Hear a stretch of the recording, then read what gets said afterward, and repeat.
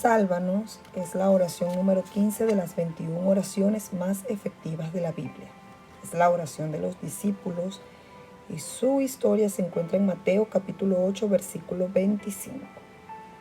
Sandy y Joe estaban navegando por el Golfo de México cuando se vieron atrapados en una inesperada tormenta.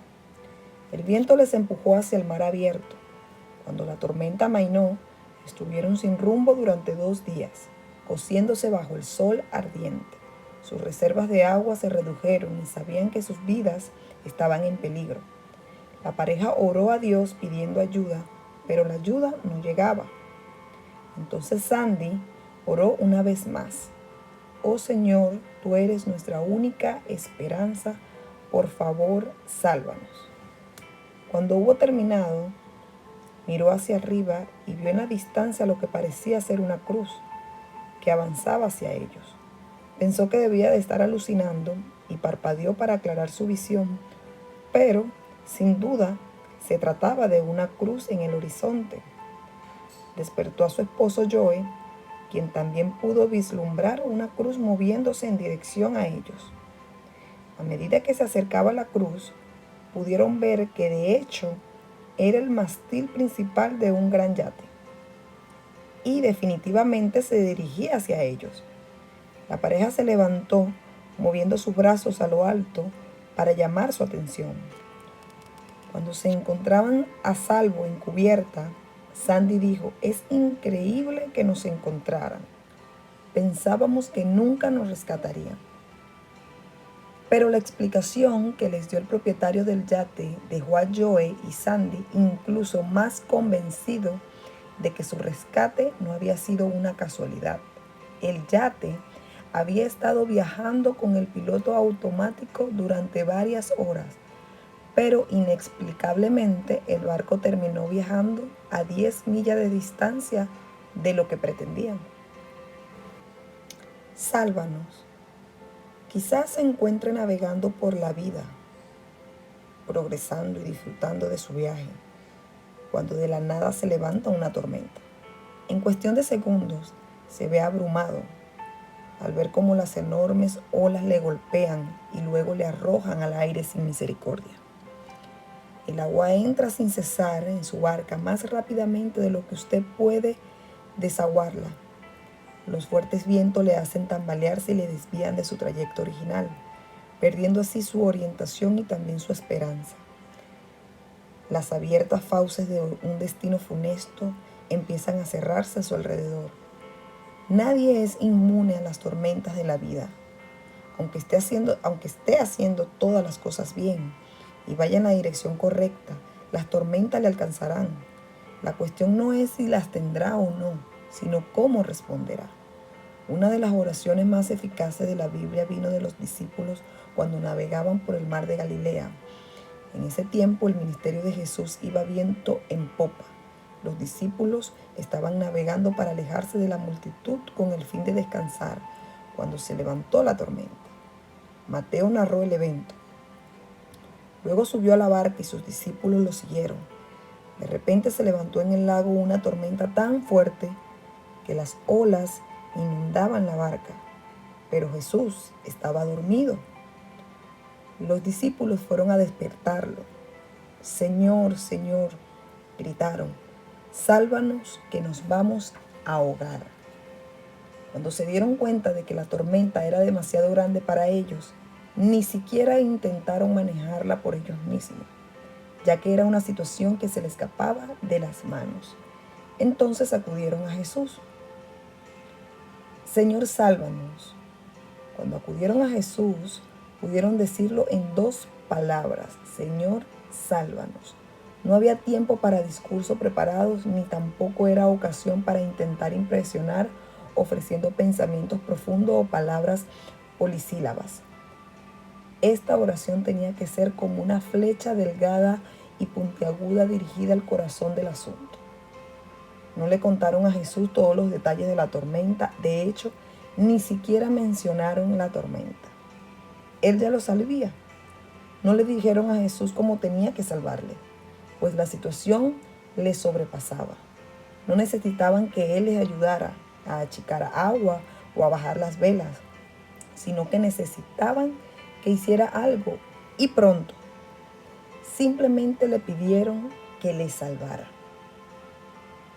En Mateo capítulo 8, versículos 26 y 27 nos dice: hombres de poca fe, le contestó Jesús, ¿por qué tienen tanto miedo?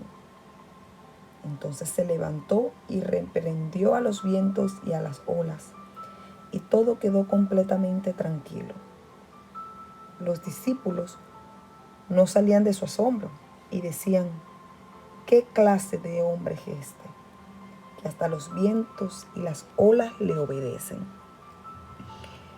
De modo personal, hay varias lecciones sencillas que podemos aprender de esta historia. Número 1, las tormentas son inevitables. Las tormentas no están reservadas para la gente mala.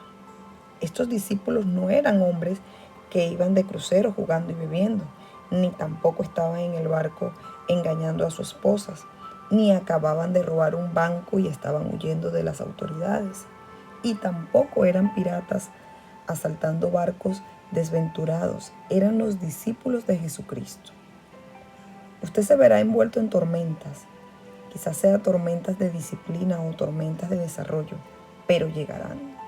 Incluso las grandes personas de Dios que encontramos en la Biblia afrontaron tormentas. Adán y Eva tuvieron un hijo rebelde. Noé experimentó un diluvio global y más adelante su propio fracaso.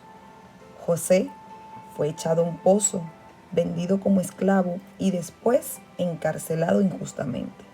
Moisés perdió los nervios y mató a un hombre. Más tarde tuvo la responsabilidad de guiar a una multitud de quejicosos inmaduros. David se vio obligado a huir para salvar la vida cuando su suegro, el rey, se puso celoso de su éxito. Nehemías tuvo un fuerte enemigo tras su conversión. Pablo fue golpeado en repetidas ocasiones, encarcelado y perseguido. Número 2.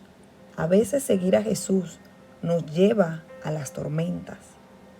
Los hombres que habían en la barca no eran Jonás en el mar, intentando alejarse inútilmente del plan de Dios para sus vidas. Ni siquiera estaban en el agua pescando para divertirse o para hacer dinero. Estaban en la barca solo porque habían seguido a Jesús hasta allí. Fue Jesús quien entró primero en el barco. Hay una idea equivocada de que seguir a Jesús nos lleva a una prosperidad y una paz inmediata. Y no necesariamente tiene que ocurrir así. Es cierto que el camino de la cruz lleva a la vida eterna y a las glorias del cielo. Llegará un día en que no habrá enfermedad ni dolor. Pero mientras tanto, experimentaremos algunos tiempos malos. Número 3. Las tormentas son pruebas de fe. Antes de calmar la tormenta, Jesús aclaró que la presencia del temor era una indicación de la ausencia de fe. La fe es el primer requisito para agradar a Dios. Así lo dice Hebreos 11:6. La fe vence al mundo. Y en 1 de Juan, capítulo 4, versículo 4, dice: la fe es el combustible de una vida de justicia. A veces, cuando llega la tormenta, me pregunto si Dios realmente me ama. Mi vida está siendo golpeada por varias tormentas mientras escribo estas palabras.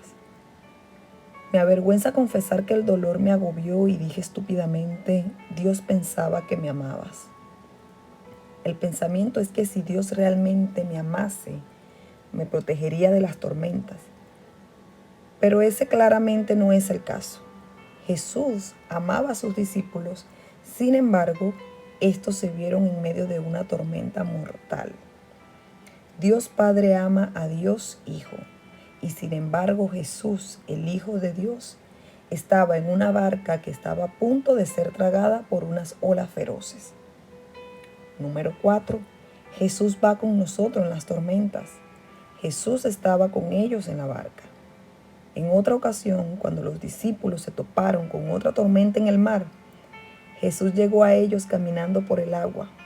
Si Jesús no viniera con nosotros en las tormentas, entonces tendríamos motivos para tener miedo, pero Él viene. Número 5. Jesús puede ocuparse de la tormenta. Ninguna tormenta es demasiado grande, ningún viento es demasiado feroz, ninguna ola demasiado alta. Jesús puede ocuparse de todo ello. Jesús estaba tan poco asustado por esta tormenta que se durmió mientras tanto. Sin embargo, tenía el poder de calmar las olas con solo una palabra. No sé qué tormentas esté usted atravesando. Quizás la pérdida de su trabajo, una grave enfermedad o la muerte de un ser querido le está haciendo tambalearse. Uno de sus hijos se encuentra en problemas o tuvo un accidente de tráfico o está en la cárcel. Podría usted estar en la agonía de un divorcio, al igual que Jesús estaba allí para sus discípulos y para innumerables otros.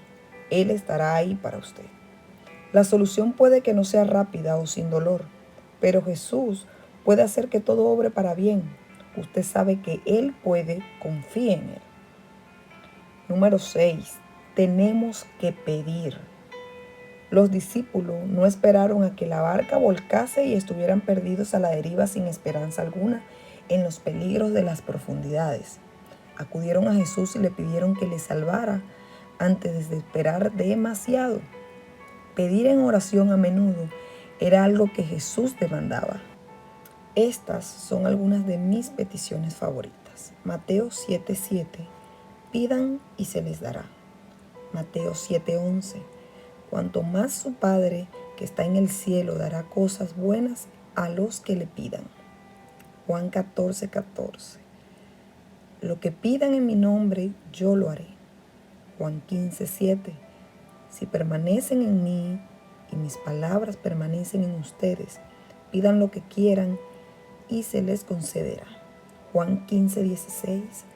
Así el Padre les dará todo lo que le pidan en mi nombre. Juan 16:24. Hasta ahora no han pedido nada en mi nombre. Pidan y recibirán, para que su alegría sea completa. Santiago 1:5. Si a alguno de ustedes le falta sabiduría, pídasela a Dios, y Él se la dará, pues Dios da a todos generosamente, sin menospreciar a nadie. Por último, Santiago 4:2. No tienen porque no piden. Si se ve envuelto en una tormenta en este instante, no tema pedirle